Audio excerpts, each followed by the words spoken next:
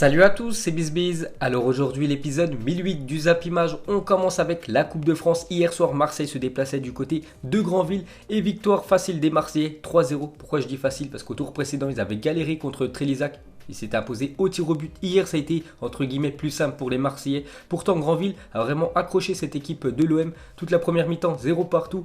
Le problème, c'est que Granville, leur numéro 9 a pris un carton rouge. Après, ils ont complètement sombré parce que Alvaro, Radojnik et Payet ont été buteurs juste après ce carton rouge. Donc, qualification de l'OM pour les huitièmes de finale.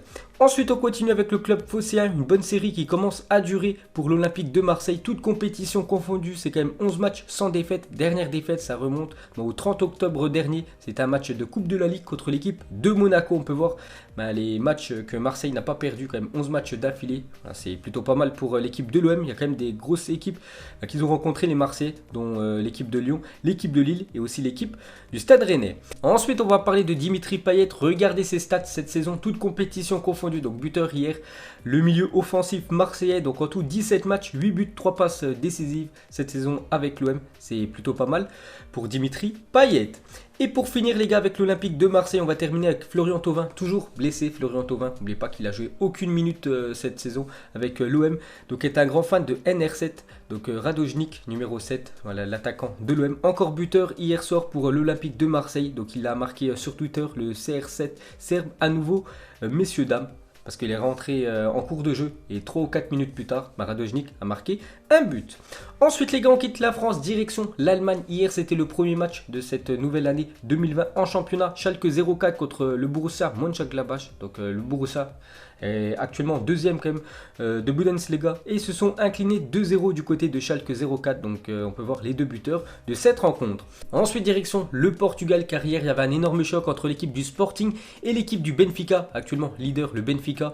Et c'est le Benfica qui s'est imposé 2-0 du côté du Sporting Portugal.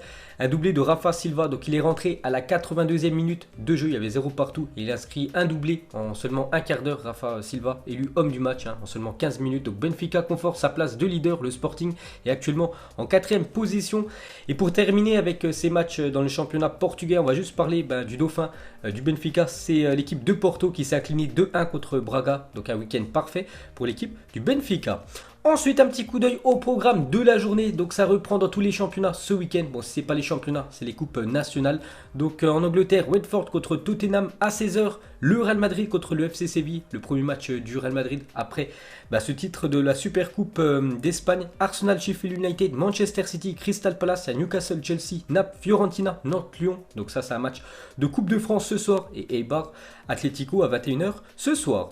Ensuite, on va parler de l'entraîneur portugais José Mourinho qui adore recruter des joueurs qui évoluent dans le championnat portugais, donc la Liga NOS. Donc par exemple, cette année avec son équipe de Tottenham, il a recruté Jetson Fernandez, donc un jeune joueur du Benfica. Quand il était du côté de Manchester United, il avait recruté Lindelof qui jouait au Benfica et Dalot qui jouait du côté de Porto. Un autre exemple, quand il était entraîneur du Real Madrid, il avait recruté Di Maria qui évoluait du côté du Benfica, Contrao qui évoluait lui aussi du côté du Benfica. Donc on peut voir que José Mourinho adore recruter des joueurs du championnat portugais.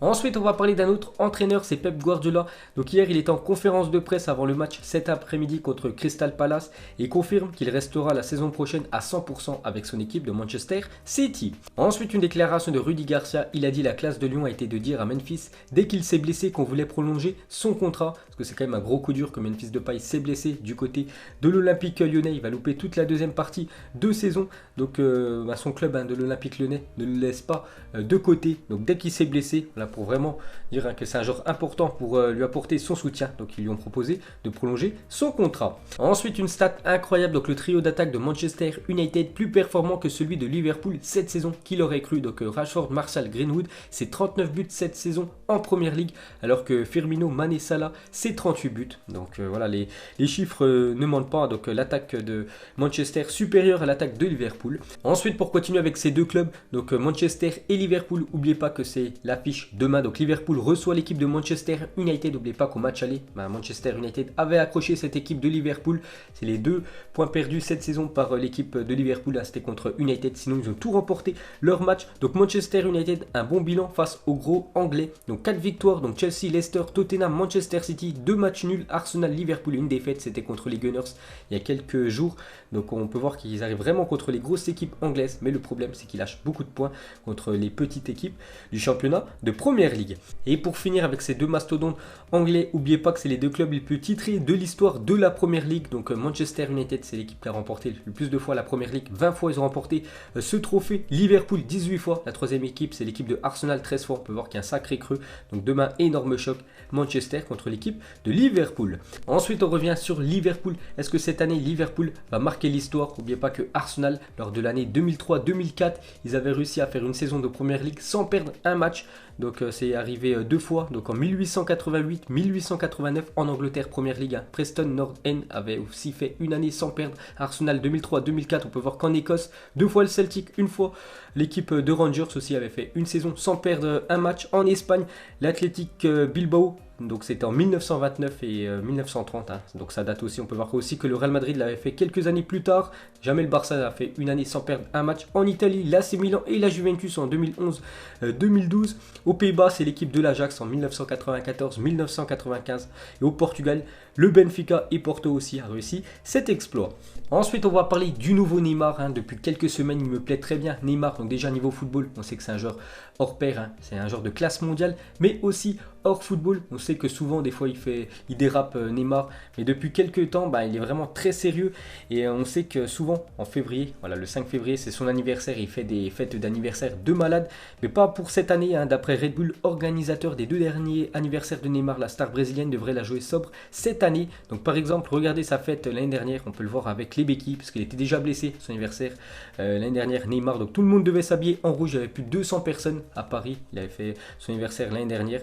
Donc cette année, il devrait le faire, mais avec seulement quelques amis à lui. Donc c'est plus sobre, on peut dire, pour Neymar. Donc pas de gros anniversaire sponsorisé pour Neymar cette année. Donc il doit certainement préparer vraiment la deuxième partie de saison en Ligue 1 avec le PSG, mais surtout les matchs très importants en Ligue des Champions avec le Paris Saint-Germain. Donc le nouveau Neymar me plaît très bien. Ensuite, une déclaration de Klopp, entraîneur de Liverpool, sur son futur adversaire en Ligue des Champions, l'Atlético Madrid.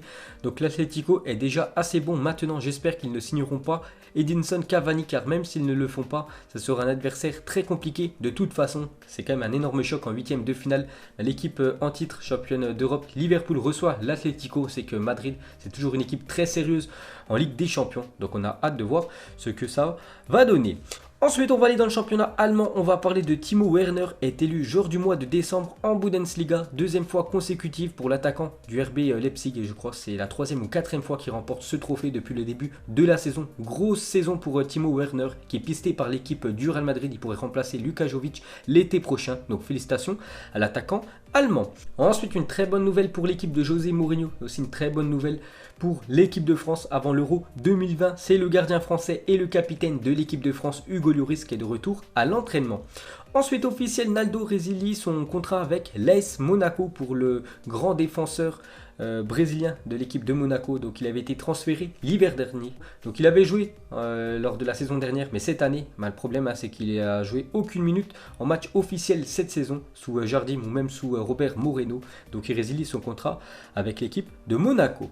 Ensuite, sur le journal AS, Iker Casillas est intéressé par le poste de président de la Fédération espagnole de football. De nombreuses parties prenantes importantes, dont Javier Tebas, président de la LFP, milite pour voir l'ancien portier du Real Madrid à la tête de l'institution. Donc il pourrait devenir président de la Fédération espagnole de football, l'ancien très grand gardien de l'équipe du Real. Ensuite, on reste en Espagne. Regardez la Une Journal Sport aujourd'hui et ça parle de Quique Setién, Paris sur Ricky. Donc avec Valverde, la première partie de saison, il jouait en équipe B, mais depuis que le nouveau coach du Barça a pris les rênes du FC Barcelone, il a intégré ce jeune joueur du centre de formation barcelonais en équipe première. Il devrait même débuter demain contre l'équipe de Grenade au Camp Nou. Et Setién a également fait des tests pour former une attaque avec Ansu Fati à gauche et Griezmann comme un numéro 9 et Lionel Messi à droite. Donc Griezmann, c'est son poste favori, numéro 9. Donc vu que Luis Suarez est blessé pendant 4 mois, donc Griezmann normalement va retrouver son poste préféré, numéro numéro 9, donc très bonne nouvelle pour l'attaquant français. Ensuite, cette fois-ci, la une journal Mundo Deportivo et ça continue avec l'entraîneur barcelonais. Donc hier, il était en conférence de presse avant le match demain contre Grenade.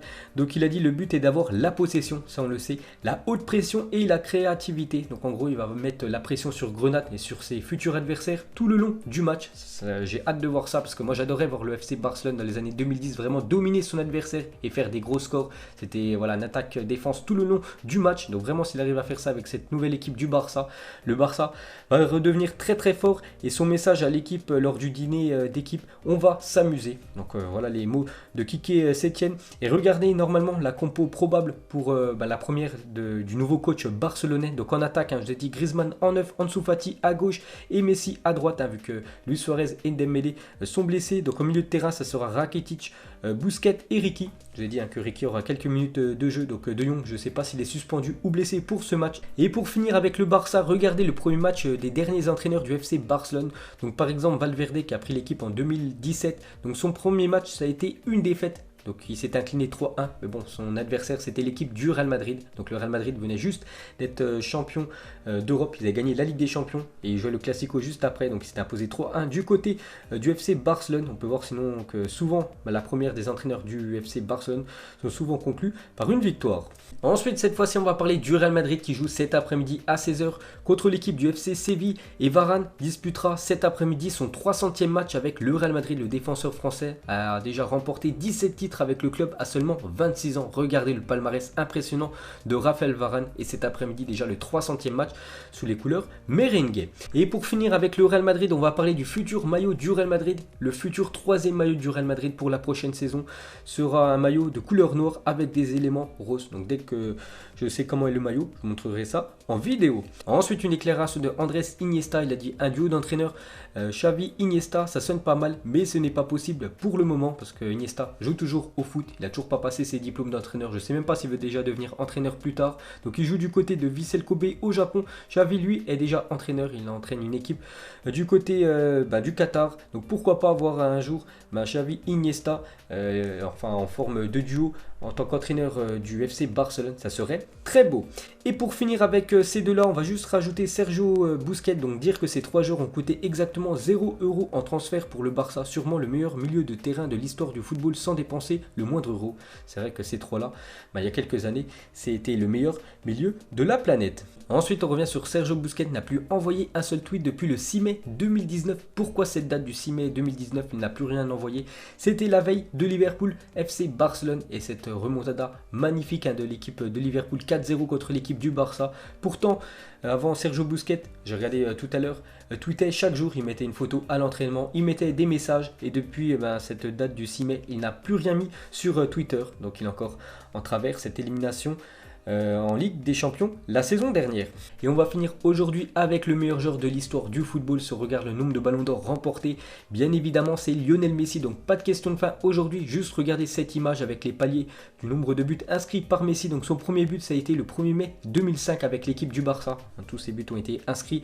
Son 600e but ça a été le 1er mai 2019 contre l'équipe de Liverpool. Cette demi-finale aller de Champions League. Donc actuellement il a 619 buts quand même Léo Messi. Donc une photo impressionnante pour vous montrer vraiment la grandeur de l'attaquant argentin. Donc voilà les gars, la fin de ce Zap Image 1008. Donc si ça vous a plu, un petit like et je vous ferai l'épisode 1009 demain. Donc moi je vous laisse et je vous dis à la prochaine comme d'habitude. Ciao à tous.